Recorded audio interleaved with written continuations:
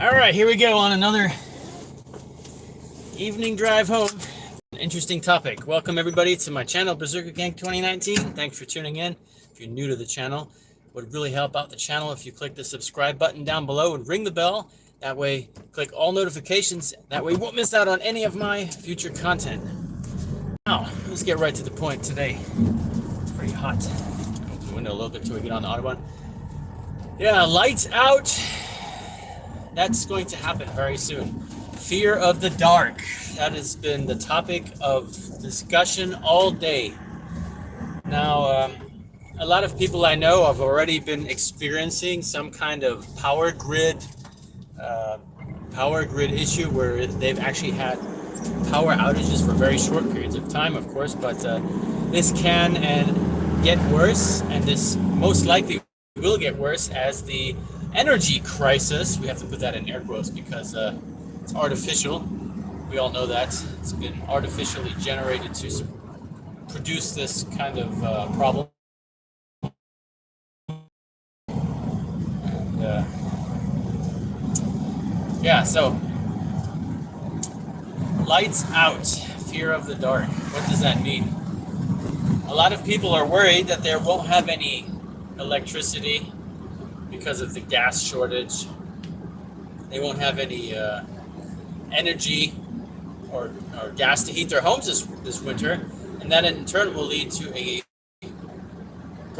gas fuel shortage for the power companies to convert gas into electric energy, and then I guess that's a double chain reaction. There's one thing I really would like to say about that. Being a living situations, they really, I get to live.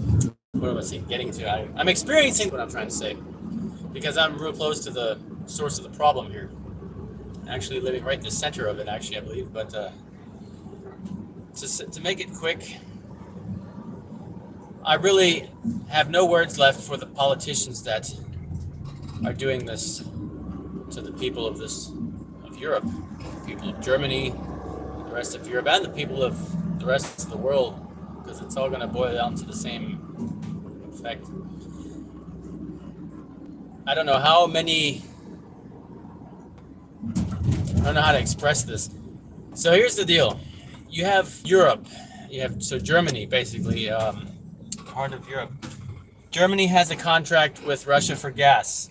They have a contract to deliver, and Germany has a contract to pay. No matter what happens, Germany must pay Russia the money that they have the contract for, and they are still paying. Did you know that they're still paying for the gas that they refuse to accept? So it'd be like going to the gas station and saying, I'll fill up my tank, I will pay for a full price of gas, but I refuse to take the gas because I don't like what the color of your sign or the price of the gas. I'll pay the price, but I'll refuse to pay the price of the gas because I refuse to get the gas because I'm boycotting it. And at the same time, so Germany's refusing to receive the gas, although they're paying for it. Russia said, okay, well, you're paying for it, so we'll sell the same gas to somebody else. Let's see, who wants it? Iran. Oh, great. Hello, Curtis Miller. Welcome. And so now Russia's selling gas to Iran, which is selling gas to Germany. You guys see some connection there?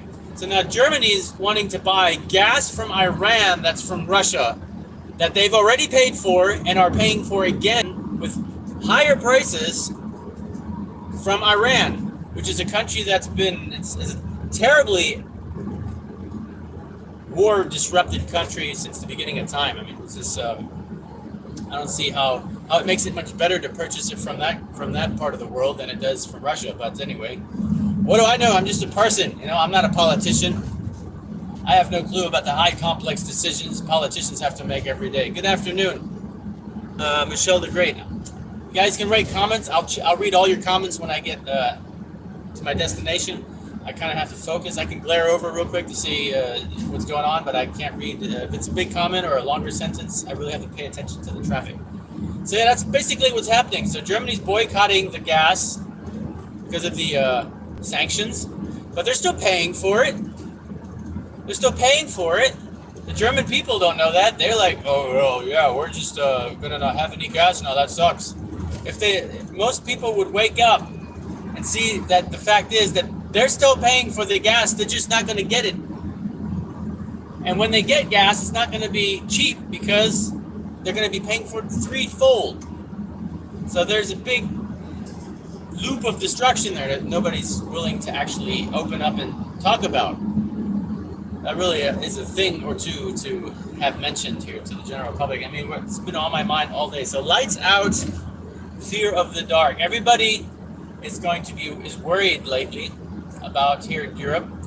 Talked to a bunch of my acquaintances and friends just recently. They're worried about, what am I going to do if the lights go out? Well, you should have been thinking about that 2 or 3 years ago. Luckily, I have been doing that, but I can't say that I'm 100% prepared for that myself because of things in life and stuff. But I have a general plan what to do when the lights go out. I have an idea how I'm going to sustain myself and those I have to take care of, and it's going to be very interesting to see what's going to happen. A lot of people are going to suffer. That's going to be the downdraw of all of this. A lot of people are going to really have a hard time. But I think will be necessary for that to happen, at least for a real short period of time, for people to wake up. Ellen Dahl, I have been very busy. I'm very happy that you're, I'm very happy to hear from you that you've been concerned, but I'm absolutely fine.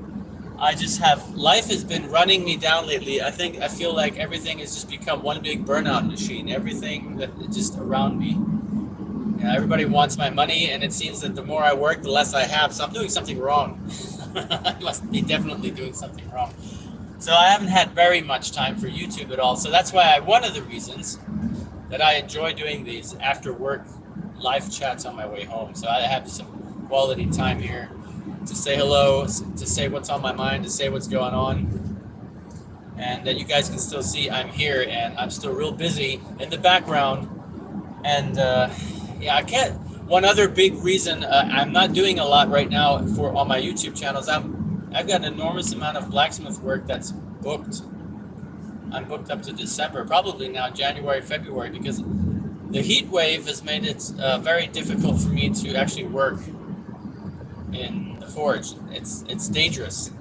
It's if I start the forge, I might risk burning down the shop. So I have to be very selective when I fire up the forge, and I have to try to find other projects to entertain the topic of my YouTube channel. So that's very difficult right now. At this moment, very difficult for me because there's a lot of things going on in the background, a lot of political things that, especially with what we're talking about today. I'm really working very hard to prepare, and that's very important. That's my top priority, is trying to make sure I'm starting, working on that, making things happen at home, working on the house, certain infrastructural components. They have to be in place, and I can't sacrifice time away from that to do YouTube, because YouTube isn't going to help me when the lights go out. It won't be there. YouTube will be, it'll be for a short time or for a longer time. It won't be there for me, at least. I'm not saying I won't have power, but it won't make sense for me to do YouTube videos when sort of like the beginning of the apocalypse is happening. About KP Heathen, I think a very useful instrument as a YouTube creator is indeed, if you're not doing videos because of one other reason or the other, or you're doing videos but you want to really increase the interactions with your audience, with your viewers, often and frequently and frequent intervals will help the algorithm to promote your channel, to push your channel's content, put your channel out there. And that's one of the reasons I really have discovered that I enjoy doing these chats on my way home. They're a lot of fun, and I really like. I really enjoy these 20-minute short videos with you guys here. I get to tune in and say hello, like I said, and I get to say a lot of things that are on my mind that I usually don't get to say when I make a video and I have to edit it, and so that basically just is uncut. This is uncut and as pure and as rough as it gets. So anything that happens on the live chat is 100%. You guys have it all. In the videos, I try to make them professional. I try to make them entertaining and interesting and a little bit of action-packed and set the atmosphere and the mood sometimes for some really, I try to set the mood very nicely for the video. But here, this is the down-to-earth me. This is the reality. This is what you guys get to. This is like a behind-the-scenes kind of thing. So, been very busy. A lot of things going on. Like I said, Vanessa and I are really trying to put all the building blocks in place right now for a lot of things that are going on in life right now. Hello, Bobhead. Welcome. Yeah, I just was tuned into Bjorn's live chat there as well, but I had to lock up the business and go home. So I thought I'd just do a quick one to see if anybody wants to jump in here and tune in. Maybe catch somebody new to the channel maybe once in a while here. That'd be awesome. Yeah, so basically, I'm real interested to see. It's a really odd feeling. Let me tell you, it's a really odd feeling that you may be living right into the beginning of the apocalypse. Not like the end of the world, but apocalypse as in saying the end of the world as we know it. And with all of the nice things that we have. We can flip a switch and have lights. We flip a switch, we have running water, it's clean, that we can drink from. We can hop in a vehicle and just go someplace. We have an extraordinary amount of wealth that surrounds us that we're so used to, and comfort. And so we're, and Michelle the Great. Yeah, well, it's good to feel, it's good to feel nice the way where you're at right now. And I'm not worried to the most part. I'm concerned for a lot of other factors, that there are a lot of people who aren't prepared, a lot of people there are a grave amount of people in society around the world, in different societies, that are kept in place by the cultural and judicial standards of a society. Let's just say basic laws, like you shan't allowed to steal or kill, or you just can't go down and shoot somebody or hit somebody in the face with a baseball bat to take their wallet. And society really put some real strict boundaries to doing those kind of activities that are harmful. And once everything starts to rain down, if the lights go out, that's going to be the kill switch engaged for all these people who are held in check by the social standards. Unless it's Klaus Schwab. Yeah, well, he wrote a book on how he's going to do it right in front of your face, and you're going to smile. But I don't know what drugs he's on, because I'm pretty sure it takes a fair amount of ignorance or a fair amount of intoxication to be so blunt about how you're going to destroy the world in your favor. So a little bit of off-topic adrenochrome. Yeah, especially if you go to those. If you're a conspiracy theorist and you believe what they say about the secret, what does they call it? That meeting where George Bush and all the people they eat children's blood or something like that. Bilderberger, is that it? That's one of those, I'm sure. Okay, yeah, but anyway, there's a really interesting, if you guys are interested in checking this out, since I live here in Germany, it's an interesting fact I would like to share with you guys. Really famous, what do you call it, person who can see the future. What do you call those people? I don't know. Really famous German philosopher that could see the future. He said he had visions of the future. I can't find the right word for that. fortune teller, kind of prophet, kind of, yeah, mixed. Well, he wasn't religious. He was just somebody yeah, sort of like a prophet, like Nostradamus, whatever Nostradamus category would fit into. That's what this guy is. So you guys get the general idea what I'm talking about. This guy's name was Alois Illmayer, and I'll post a link to. Yes, exactly. Alois Illmayer. This is Alois Illmayer, and he said a lot of things, and a lot of them have been very. There's a lot of things that have been very, accurate to the predictions that he's made.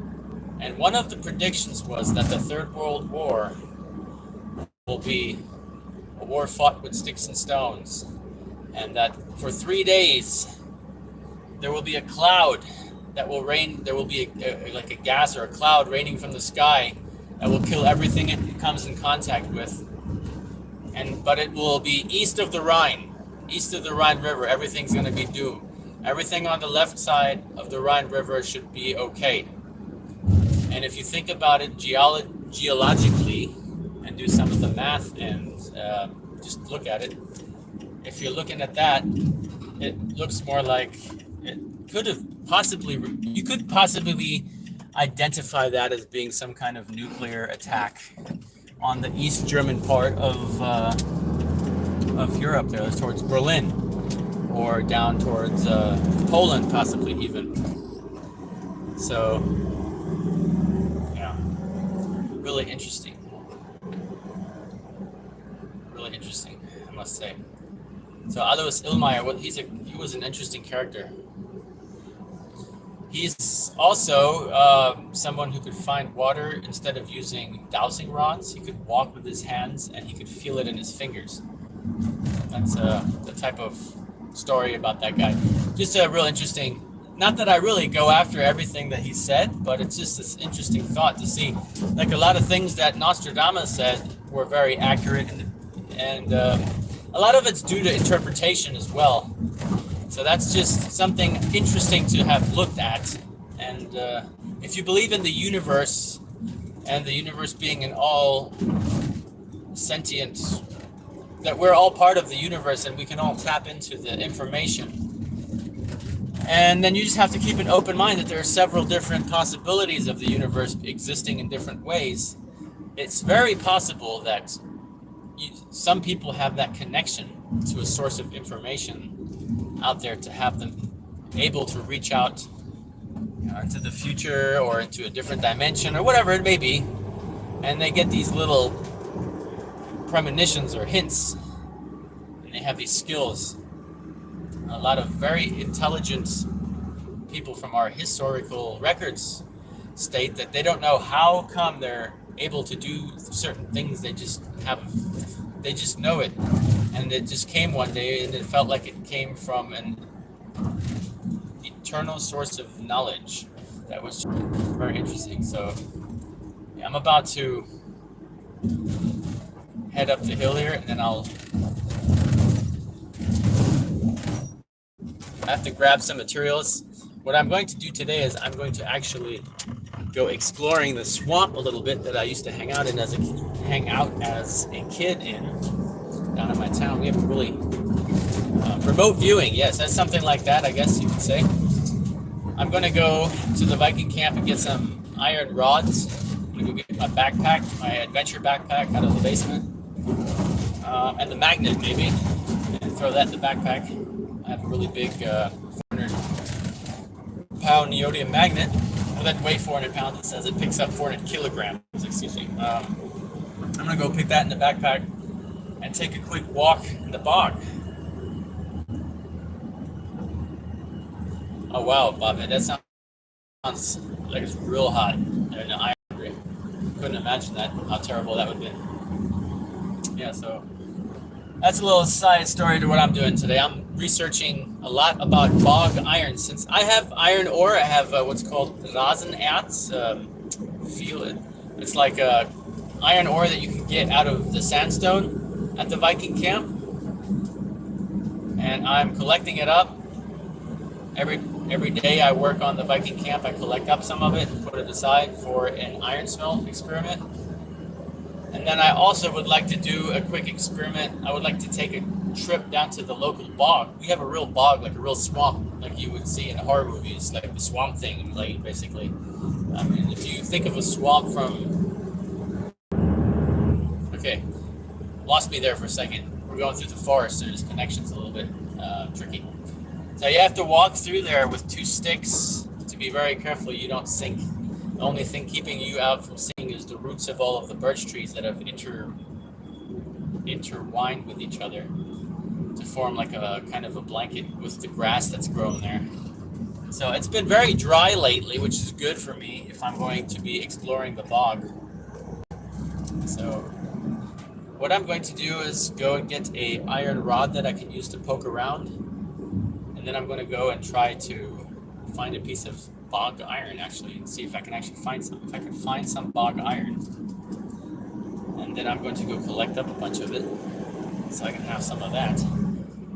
We're going to smelt some iron ore. I'm actually really researching a lot, reading, watching videos. I think I've watched like every video on YouTube. The swamp monster? No, I don't think so. The only thing I'm worried about down there is Wildschweine. The wild boar. That's one of their favorite places to hang out. And I hope I don't run into the hunter, because they're always a pain in the ass when you're out in the forest.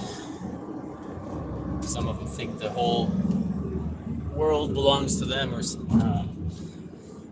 anyway.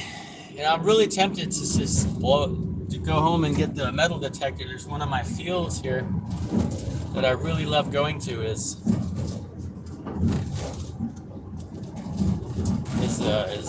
I can actually go there today.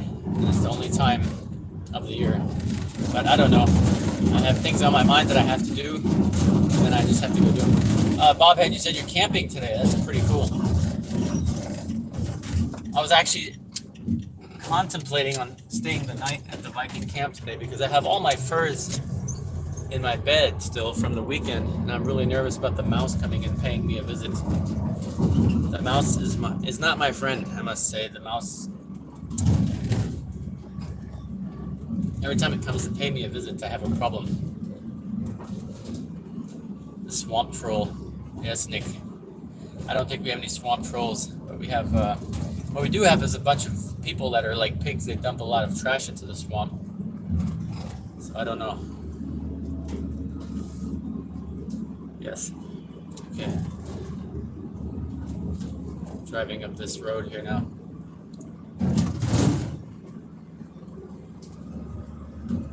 Alright, as soon as I get to the Viking camp, I'm probably going to end the live stream, which is in the next 5 minutes here. I have to let little Pooh Bear out. Yeah. So I'm almost at the Viking camp now. I have to let little Pooh Bear out. Probably wants to do a couple laps and stretch, and then I'll be back on my way. I need to get some supplies out of the house. There's a bird sitting on the road. Look at that. Out of the way. Yeah, I need a tank for this road. It's like 1,000 potholes. I fix it every year for a little bit, although it's not my responsibility. I feel like Jim Carrey in that one movie. But somehow the road gets screwed up every time.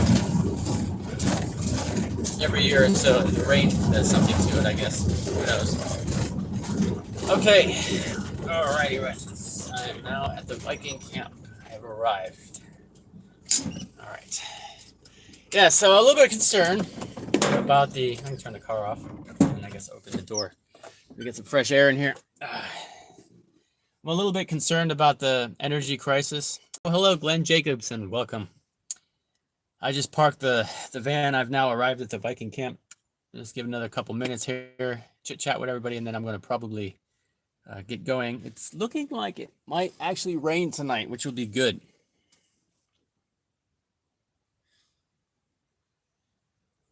Yeah, I've heard of that, Bobhead. It's very difficult to find camping places where you don't get in trouble. But I hope you'll be having a good time there. Yeah, so I'm a little bit I'm on the lookout for a nice generator, and I'm kind of behind schedule. I had 5-year plan with the camp now. As of last year, I had a 5-year plan, and now my 5-year plan is squish all the components of the most important, crucial items into now. So it's like, let's see, if the power goes out tomorrow, what's most important? And I have to kind of try to accommodate for those facts or those needs. One of the things that just suddenly is a matter of importance is I would like to get some chickens and some rabbits. So I'll probably be building a historically inspired chicken coop. Now, of course, it won't be 100% historical because there are no known there's no known evidence of how a Viking Age chicken coop would have been built. But I'm going to build it in a similar style to the ones I've seen posted on the internet, which look pretty cool. And they're using the materials that were available, and they're using the building techniques that were available during that time of the frame. And I'm going to be building in accordance with what I've been seeing at the museum in Lorsch am Rhein, where I go at least once or twice a year to study the building construction and to stay updated with the newest research that's being done there. They do have one of their main research projects there is to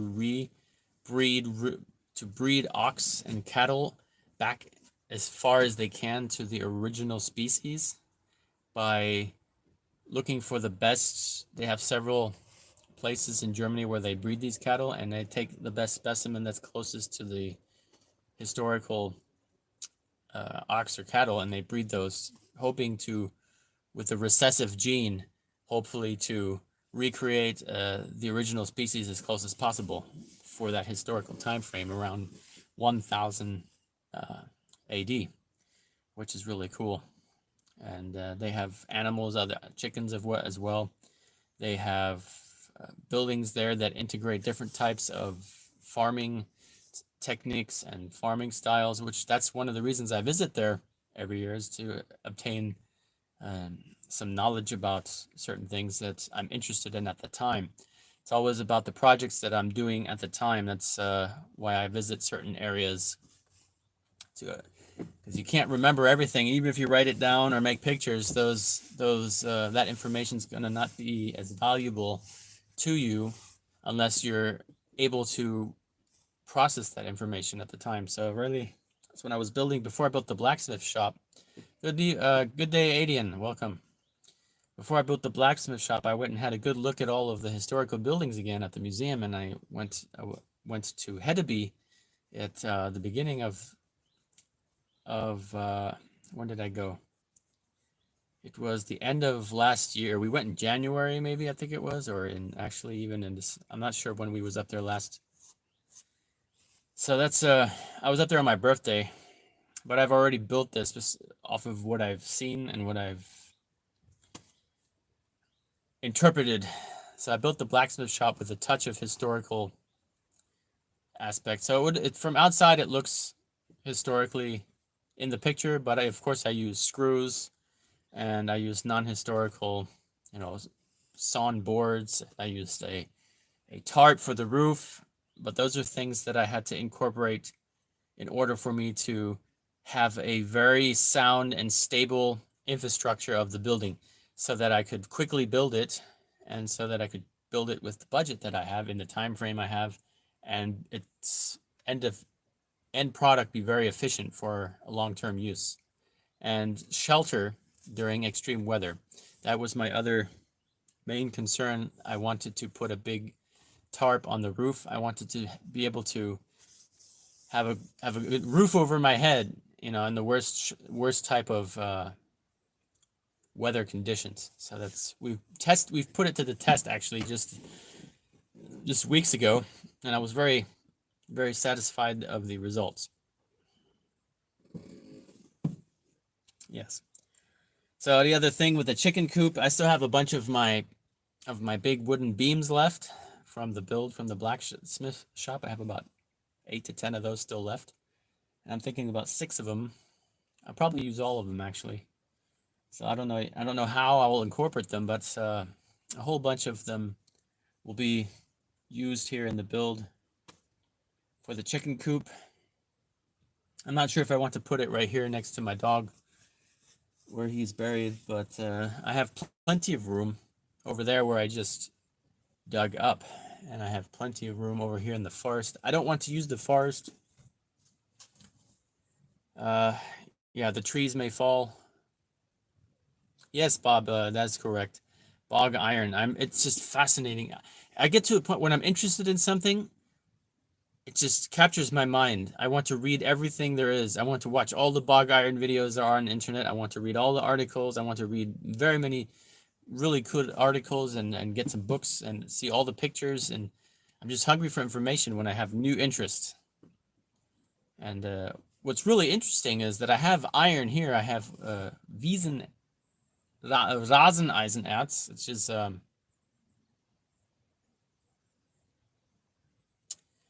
yeah, so I could use that, which I'm storing on the side. And but I really would like some real bog iron out of a real swamp. So I'm really going to go, I'm just going to do a quick, how do you say, excursion today.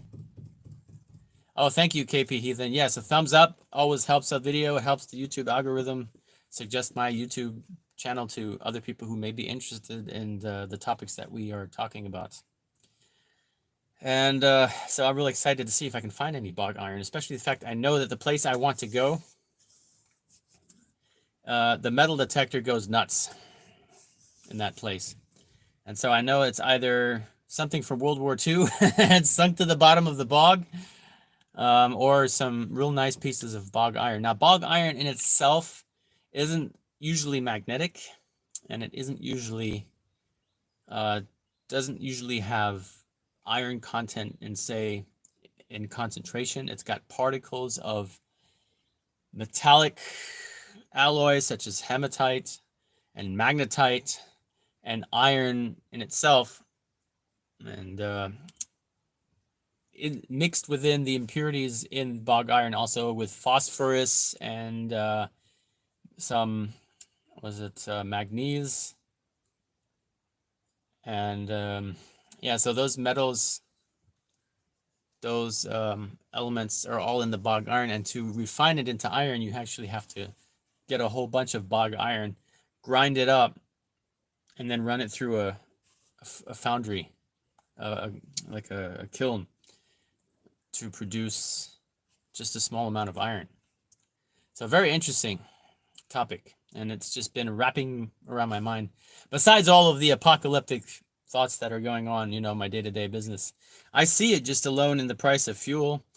The grocery stores I go to occasionally will be missing certain items. And Vanessa is real big. She watches the prices on a lot of things and is very aware of what she spends and how she spends money for our budget. And she comes home every time she goes shopping and she's like, I spent $50 more today buying the same things I always buy than I did just 3 weeks ago.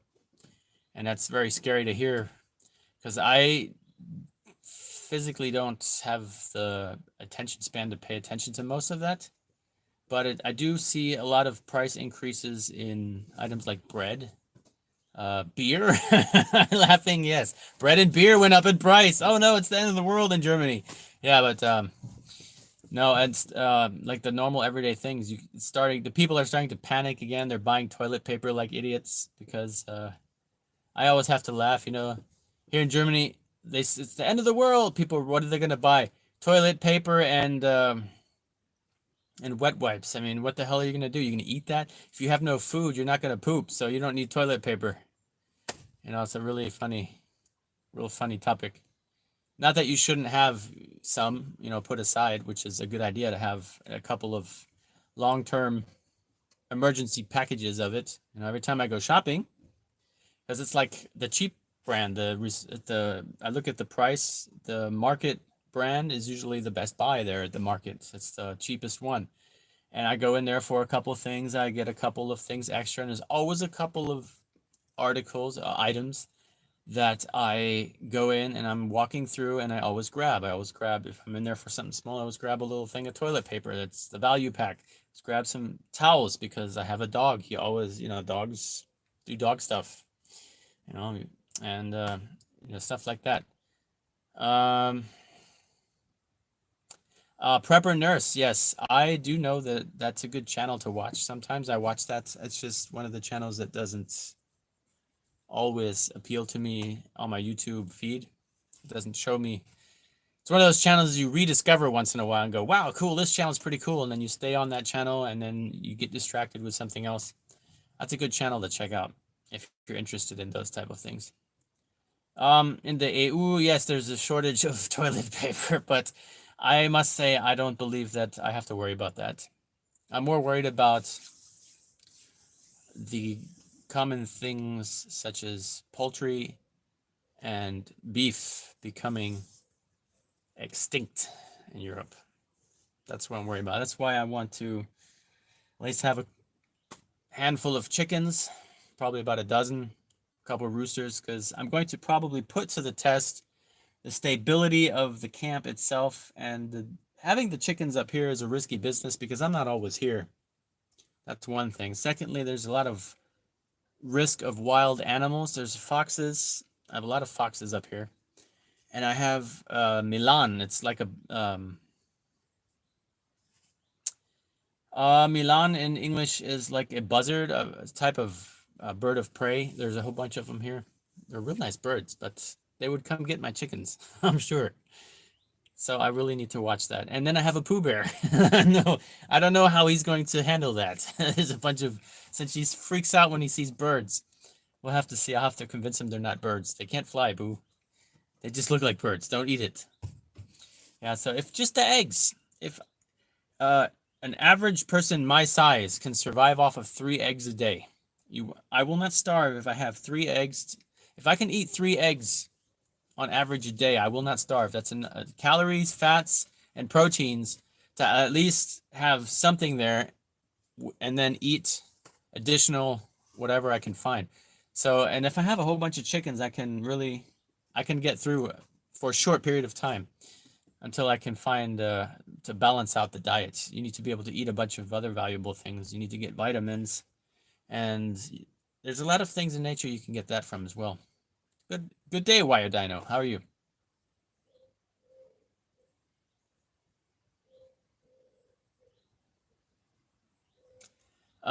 Some brewing. Yeah, well, that's a topic on the list of to-dos. Vanessa and I have a little wish list of things that we're doing. Good day, Luke and Mom. So we're working on experimenting right now with stinging nettle string. We're making, actually Vanessa's making, I harvested. I did the hard work. I cut it all down. It was a fun job, let me tell you that. It was 2-meter high stinging nettles.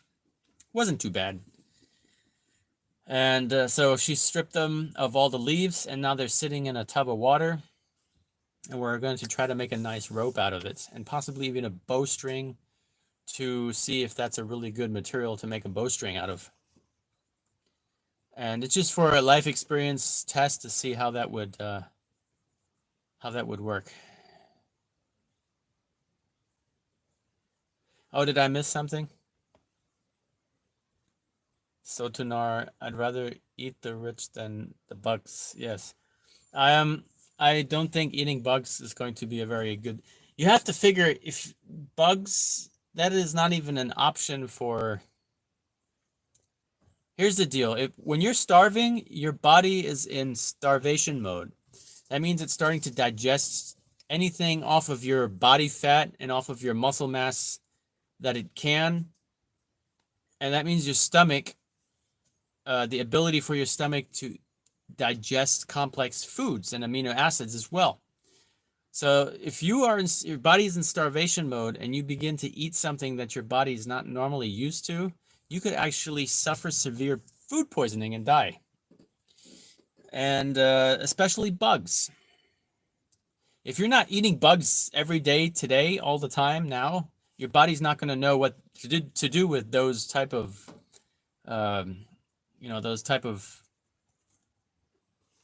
those type of input food that you're giving it. And the other part is eating bugs comes with an enormously high risk of ingesting dangerous parasites that will kill you. So there's the other down draw. Yeah, so yeah, that's another thing with wild boar as well. If you're going to go hunt the wild boar, well, they eat a lot of bugs, especially the ones with all the bad worms. The trichinosis, the trichina, is a deadly parasite that could actually, it sits in the meat, in the fatty tissues, and the backbone and the muscle tissues of the, and it can kill you. And so we check for that here in Germany.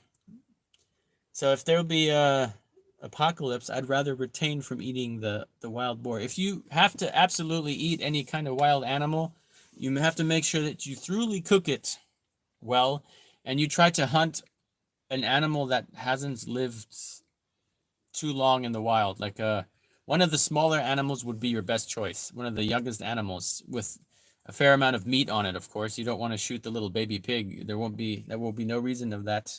You can't eat. There's nothing. It won't feed hardly one person. So that's another thing to consider. All right, so that's yes, lights out. Well, if you do have to eat bugs, I suggest, yes, at least cook them with a little bit of soy sauce and a little bit of what this here. You can make a real good Chinese food. Szechuan bugs. I don't know. That's disgusting. I don't even want to laugh about it because I know it's not funny. But yeah, lights out, fear of the dark. A lot of people are afraid that they're going to be in the dark. And it's a serious topic because there's a lot of, like I mentioned earlier, there are a lot of people that are going to see that like a kill switch engage to break loose from society, from the safety of certain structures in society, and they're going to be unleashing the beast. They're going to think that they can just go around and pillage and take and do and whatever not, because it's the end. So there'll be a lot of people doing that. A lot of the police officers, they have families at home. They're going to be going home. And the infrastructure being down like it is will not be able to support the social unrest. There won't be enough there won't be enough police and people around to keep all of it in control. If that's a long-term, if the power outage and the gas shortage leads to crisis, there won't be enough people to control that. It'll get out of hand eventually. And since the Germans don't have a great amount of military force, I can't imagine that they're going to bring in the military as well. I don't believe that's possible. Although I think the humanitarian side of the German military is much greater than the military force of the German military. That's one of the things. Hello, Björn. Welcome. I was watching your live stream earlier when I was leaving for work, but I usually try to do a quick on my way home live stream. Yeah, I watched all of your streams today. It was pretty interesting. There was a lot of interesting conversations going on there with the recession. And yeah, the one this morning, I watched that one as well. I think you did 2 live streams or 3 today. I'm not sure. Anyway, I watched them all. I clicked the like button. We just arrived here at Viking Camp, and I was just about to briefly wrap it up because I have something planned. I want to go hunting some bog iron. Reminds me of a really cool part of a book that I read once. Oh, two videos. Yes, I thought it was 2 at least. I watched something from another. I watched 3 of your videos today. Actually, that's why I was thinking, was watching some of the other ones I missed recently. Yeah, but I want to go and scout out an area where there may be some bog iron, and this real eerie style. If you think of bog like as in the creepy movies, that's the type of bog this is. And I think Bob mentioned earlier you have to go on 2 stilts. That's exactly how you have to walk there. But being that we're having a drought right now, it'll be a lot safer to go there and look around and experiment without having to worry too much about sinking. And I have a lot of experience. I grew up in that bog. I used to play there. And I've lost a lot of my tools already. Just hanging out in the bogs, bushcrafting little camps and stuff as kids. Sometimes we'd put like hammers down and they would just be gone the next day. They'd be in the ground somewhere. Something to find for the archaeologist in a couple 1,000 years. All right, well, I have to get with it because it looks like there might be some rain and I don't want to be caught in the bog during a rain. And I'd like to come back up here. Oh, now I have back pain. I'd like to come back up here and maybe I'll do a quick stream again later on. Since it is, oh, well, look at that. It is Thursday. Wow, what a coincidence.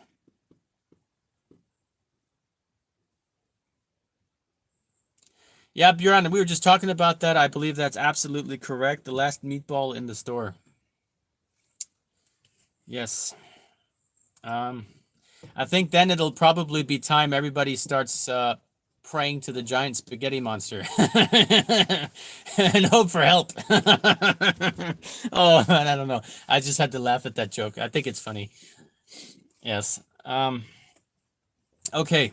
Well, everybody.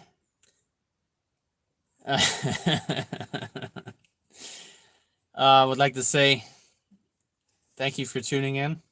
If you're not already a member to the channel, feel free to subscribe to the channel, click the like button, ring the bell, and click all notifications. That way you won't miss out any of my cool content. And if I so happen to meet the spaghetti monster, I'll be sure to share it with you guys. So, like always, stay safe and see you soon.